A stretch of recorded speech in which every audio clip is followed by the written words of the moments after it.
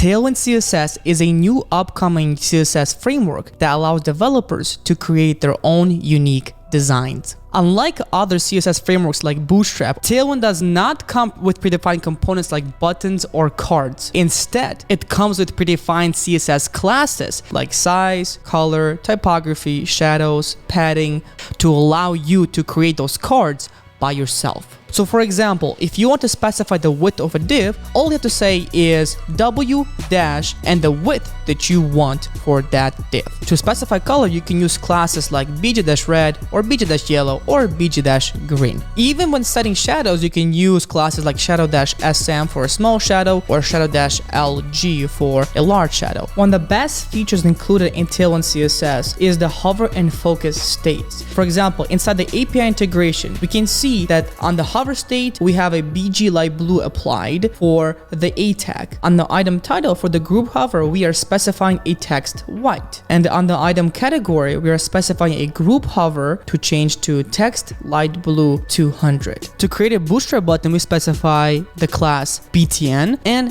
btn-primary. And that gives us the blue submit button that you see right here. Now in Tailwind CSS, we will add the class bj-blue for the background color, hover bj-blue to change the hover state, text white for the white text, font bold to make it bold, py2 for padding vertically, px4 for padding horizontally, and rounded for rounded corners. The key with Tailwind here is flexibility. For example, if you want to make this button green, boom, it's done. If you want to make this button bigger, voila, and done. Or maybe you just want to add a box shadow, and just like that, it's there. So should you learn it? Well, if you're a complete beginner, Tailwind is not a good option for you, because every CSS class in Tailwind is like applying an individual CSS property. You need to understand CSS at its core before moving on to a framework like this. But if you're a professional in CSS, then yes, Tailwind is going to be a great addition to your arsenal of frameworks. Personally, I am loving it, and I will recommend it for you to try it as well. And you're not going to believe this, it even has